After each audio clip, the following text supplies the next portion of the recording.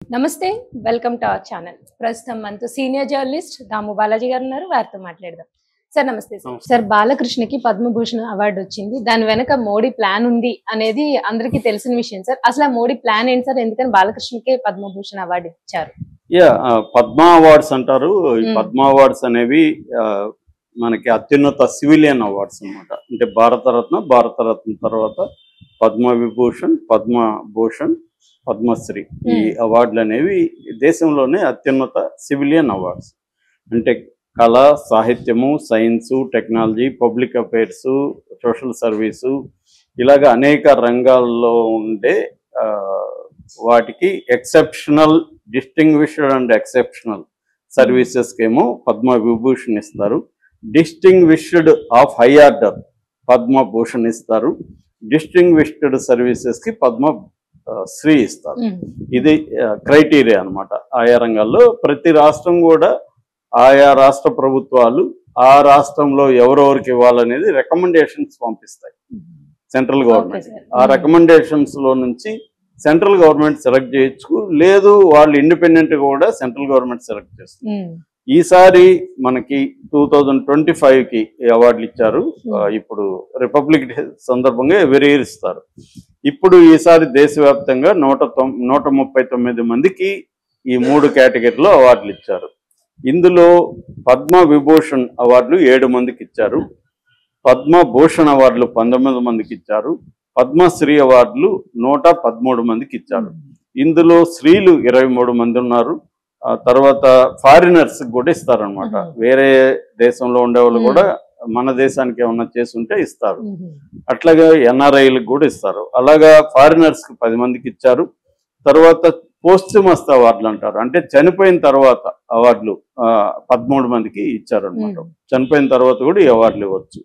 So ఇలాగా మొత్తంగా 139 ఇచ్చారు. తెలుగు రాష్ట్రాలకి మొత్తంగా 7 అవార్డులు వచ్చినట్టుగా చెప్తున్నారు. అందులో 2 తెలంగాణకు వస్తే 5 ఆంధ్రప్రదేశ్కి వచ్చాయి. ఇక్కడ ఏంటంటే తెలంగాణలో రేవంత్ రెడ్డి రికమెండ్ చేసిన చాలా మందికి రాలేదు అని అంటున్నారు. అందుకని రేవంత్ రెడ్డి కూడా లేఖ కూడా రాయబోతున్నాడు అంటున్నారు. ప్రధానంగా రేవంత్ రెడ్డి, గోరటి వెంకన్న, గద్దర్ ఇద్దరికి పద్మభూషణ్, పద్మశ్రీలు, అంటే గద్దర్కి పద్మభూషణ్, ఈయనకి గోరటి వెంకన్ని పద్మశ్రీలు ఇవ్వాలని రికమెండ్ చేసిన వాటిలో ఉన్నారు. వాళ్ళకి ఎందుకు ఇవ్వలేదు అనేది ఆయన ఫీల్ అయ్యారని చెప్తున్నారు. తెలంగాణలో ఏమో ఇద్దరికి ఇచ్చారు. ఒకరు డి నాగేశ్వర రెడ్డి, దువ్వూరు నాగేశ్వర రెడ్డి. ఆయన ఏషియన్ ఇన్స్టిట్యూట్ ఆఫ్ గ్యాస్ట్రో ఇది ఉంటుంది ఇన్స్టిట్యూట్, ఆయనది ఏఏజీ పెద్ద హాస్పిటల్ ఉంది, ఆయనకి ఇచ్చారనమాట. ఆయనకి పద్మ విభూషణ్ ఇచ్చారు. టాప్ 7 అవార్డులు అన్నాను కదా, ఆ 7 మందిలో ఈయన ఒకరు అనమాట తెలంగాణ కేటగిరీలో. ఆయన అర్హుడా అంటే ఖచ్చితంగా అర్హుడే. ఆయనకు మొన్న కూడా మోడీ ఢిల్లీలో సంక్రాంతి చిరంజీవి వీళ్ళందరూ కిషన్ రెడ్డి ఇంట్లో చేసుకున్నప్పుడు ఈయన కూడా వెళ్ళారు. ఈయన కూడా పిలిపించారు. అప్పుడే అనుకున్నారు ఈయనకి అవార్డు వచ్చే అవకాశం ఉందని. సో ఆ రకంగా ఆయనకి పద్మభూషణ్ అవార్డు ఇచ్చారు. ఆయన వైద్య రంగంలో చేస్తున్న అత్యున్నత సేవలకి, ఆయన అమెరికాలో అనేక ఛాన్సులు వచ్చినా కూడా పోకుండా ఇండియాలోనే ఉండాలని ఆయన చేస్తున్నారు. ఆయన అనేక టీవీల్లో కూడా హెల్త్ సంబంధించి అనేక విషయాలు చెప్తుంటారు. సో ఆయనకి ఇచ్చారు. 2వ అవార్డు మందా కృష్ణమాదిక, ఆయనకి పద్మశ్రీ అవార్డు ఇచ్చారు. పబ్లిక్ అఫైర్స్ కేటగిరీలో ఆయనకి ఇచ్చారు. ఆయనకి ఇవ్వడం కూడా సముచితమే. ఎందుకంటే మందా కృష్ణమాదిగ అనే వ్యక్తి ఒక రెబలు, ఒక రెవల్యూషనరీ. ముఖ్యంగా మాదిగలు, మాలలు, లేకపోతే ఆ స్థాయి అట్టడుగు వర్గాల వాళ్ళు తమ కులాన్ని చెప్పుకోవడానికే సిగ్గుపడి భయపడే చోట ధైర్యంగా పక్కన మందా కృష్ణ మాదిగ అని అనౌన్స్ చేసి, నేను మాదిగాని పెట్టుకుంటా, రెడ్లు, నాయుళ్ళు, ఇంకొకరు వర్మలు, వీళ్ళకంత తోకలు ఉంటే మేమెందుకు పెట్టుకోకూడదు అని ఒక సెల్ఫ్ పర్సెప్షన్ అనేది ఇండియాలోనే ఫస్ట్ టైం ఆయన చేశారు 90s లో, ఎర్లీ 90s లో. సో అట్లాగే మాదిగల మొత్తం వాళ్ళ సామాజిక జీవితాన్ని మెరుగుపరచడానికి కానీ ఆయన జీవితాంతం కృషి చేశాడు. ఆయన మీద అనేక విమర్శలు ఉండొచ్చు, ఆయన కరప్ట్ అని, లేకపోతే ఆయన డబ్బులు తీసుకుంటాడని, లేకపోతే గవర్నమెంట్స్కి కొన్ని పొలిటికల్ పార్టీకి అమ్ముడు పోయాడని, ఇవన్నీ ఉండొచ్చు. అవన్నీ అందరి మీద ఉంటాయి. ఏ వ్యక్తి మీద కంప్లీట్ పర్ఫెక్షనిస్ట్ ఎవరు ఉండరు. కానీ ఆయన దీనివల్ల ఆయన చేసిన కృషి అనేది పక్కకి వెళ్ళదు కదా. ఆ రకంగా ఇవ్వడం అనేది ఖచ్చితంగా ఇద్దరు అయితే అర్హులే, కానీ గద్దరికి కూడా ఖచ్చితంగా ఇచ్చి ఉండాలి. అట్లాగే గోరటి వెంకన్న గొప్ప బ్రహ్మాండమైన కళాకారుడు ఆయన, సో ఆయనకు కూడా ఇచ్చి ఉండాలి. కానీ అందరికి ఇవ్వలేరు కాబట్టి వాళ్ళ ప్రయారిటీస్ ఉంటాయి. ఇక ఆంధ్రప్రదేశ్లో ప్రధానంగా చెప్పుకోవాల్సింది బాలకృష్ణ. ఆయనకి పద్మభూషణ్ ఇచ్చారు. బాలకృష్ణ దాదాపు 100 సినిమాల పైన తాతమ్మ కళతో స్టార్ట్ చేసి 100 సినిమాలు చేశాడు. ఆయన 50 ఏళ్ల సినీ జీవితాన్ని కూడా కంప్లీట్ చేసుకున్నాడు. రెండోది, ఆయన ఇటీవల మంచి ఫామ్ లో కూడా ఉన్నాడు. ఆల్రెడీ హ్యాట్రిక్ వచ్చేసి నెక్స్ట్ సెకండ్ హ్యాట్రిక్ కి కూడా మొన్న దీంతో లాంచింగ్ అయిపోయింది డాకు మహారాజ్ తో. ఇంకొక 2 సినిమాలు కానీ హిట్ అయితే ఆయన డబుల్ హ్యాట్రిక్ కూడా కొట్టే అవకాశం ఉంది. అట్లాగే ఆయన సోషల్ రంగంలో కూడా బసవతారక క్యాన్సర్ హాస్పిటల్ చాలా ఎఫెక్టివ్ గా నడుపుతున్నాడు. దానికి చాలా మంచి పేరు ఉంది.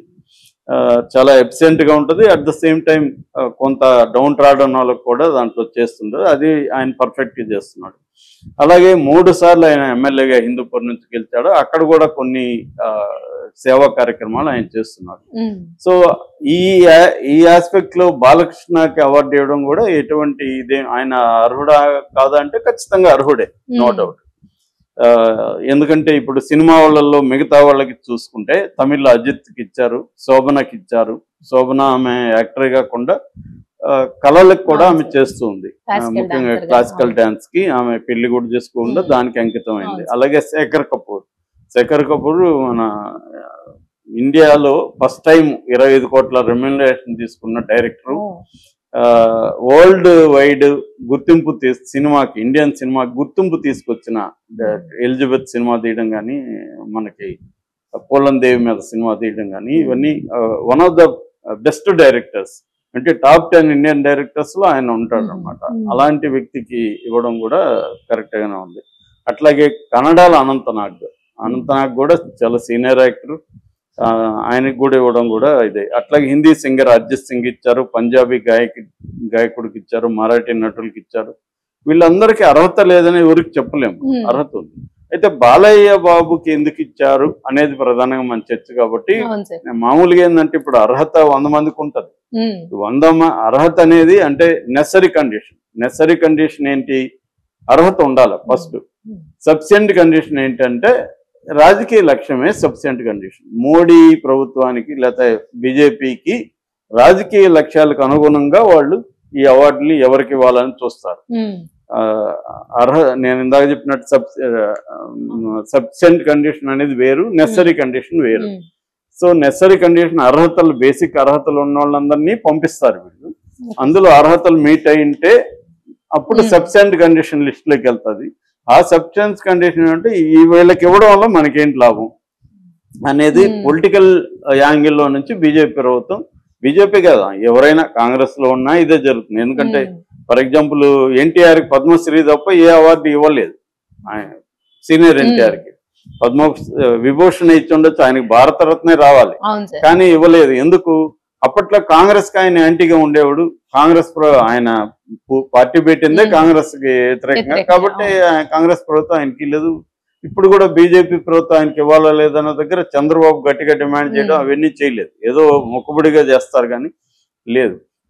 అయితే బాలకృష్ణకి ఇవ్వడం వెనక మోడీకున్న రాజకీయ ప్రయోజనాలు ఏంది అనుకున్నప్పుడు, మోడీకి తెలుగు రాష్ట్రాల్లో ఒక వ్యూహం ఉంది. ప్రధానంగా ఇక్కడ తెలంగాణలో బీజేపీ కొంతమేరకి స్ట్రాంగ్ గానే ఉంది.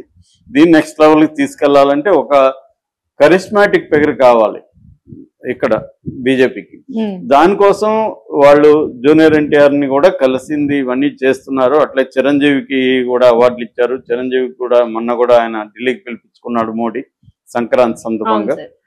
ఇంకా పవన్ కళ్యాణ్ ఎట్లాగో ఆల్మోస్ట్ బీజేపీ వ్యక్తిలాగే బిహేవ్ చేస్తున్నాడు.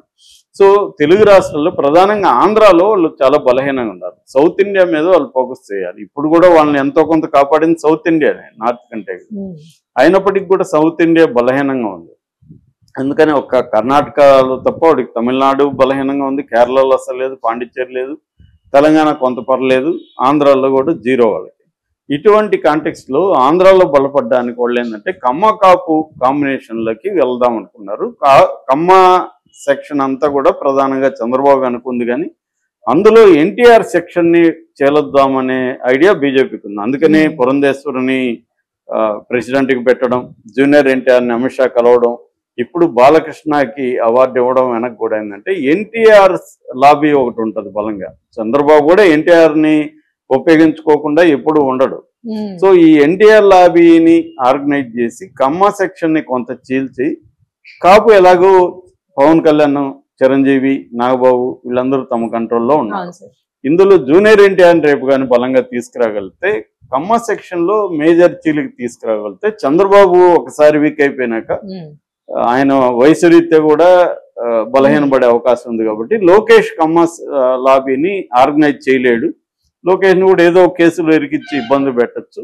అప్పుడు కమ్మ కాపు కాంబినేషన్ తో మనం బీజేపీ స్ట్రాంగ్ అవ్వచ్చు. పవన్ కళ్యాణ్ ముందు పెట్టి, అంటే కాపు ముఖ్యమంత్రి అని పవన్ కళ్యాణ్ ని అనౌన్స్ చేసి కమ్మ సెక్షన్ ని ర్యాలీ చేయొచ్చు అనే ఒక వ్యూహం. రేపు పొద్దున జూనియర్ ఎన్టీఆర్ ఇక్కడ తెలంగాణకి ఇన్ఛార్జికి పెడతారు, అక్కడ పవన్ కళ్యాణ్ ఉంటాడు. ఇటువంటి ఒక స్ట్రాటజీ బీజేపీకి ఉంది. ఎవరికైనా పొలిటికల్ పార్టీకి షార్ట్ టర్మ్ ప్లాన్ ఉంటుంది, లాంగ్ టర్మ్ ప్లాన్ ఉంటుంది. లాంగ్ టర్మ్ ప్లాన్ ని వ్యూహం అంటాము, షార్ట్ టర్మ్ ప్లాన్ టాక్టిక్స్ అంటారు మిలిటరీ పరిభాషలో. అలాగా బీజేపీకి కూడా ఒక లాంగ్ టర్మ్ ప్లాన్ లో భాగంగా దీన్ని తీసుకొస్తుంది. మనం ఈ మధ్య పరిణామాలు అన్ని చూస్తుంటే బీజేపీ జగన్ ఏమీ చేయట్లేదు, చంద్రబాబుకి యాంటీగా పవన్ కళ్యాణ్ రెచ్చగొట్టడం ద్వారా చంద్రబాబుని ఇబ్బంది పెట్టే కార్యక్రమాలు బీజేపీ తెరలేపింది. సో ఆ యాంగిల్లో చూసుకున్నప్పుడు బాలకృష్ణకి ఇవ్వడంలో కూడా అదే కనిపిస్తుంది. కాకపోతే బాలకృష్ణకి ఇవ్వడం పట్ల కొన్ని మహిళా సంఘాలు వీళ్ళందరూ కూడా వ్యతిరేకత తెలియజేస్తున్నారు. ఎందుకంటే ఆయన మహిళల పట్ల అనేక సార్లు అసభ్యంగా ప్రవర్తించడం, అసభ్యంగా మాట్లాడడం, కన్నాయన కొట్ట అదేదో అన్నాడు, కడుపైనా చేయాలి అట్లాంటివి మాట్లాడడం. తర్వాత ఈ మధ్య కూడా ఓరసి రౌతల అని ఒక స్టేజ్ మీద ఆయన డాన్స్ అసభ్యంగా చేయడం, ఆమెను అవమానించే విధంగా చేయడం, అట్లాగే ఆమె ఎవరు అంజలిని నెట్టివేయడం, ఇలాగ అనేక సార్లు ఆయన స్త్రీల పట్ల అసభ్యంగా మాట్లాడుతుండే. ఇదేనా ఆయన కళ అని కూడా అడుగుతున్నారు. కళ వేరు, బిహేవియర్ వేరు. ఖచ్చితంగా ఆయన బిహేవియర్ను వ్యతిరేకించాలి. అట్ ది సేమ్ టైం ఆయన కాంట్రిబ్యూషన్ కూడా ఉంది ఖచ్చితంగా తెలుగు సినిమాకి సంబంధించి.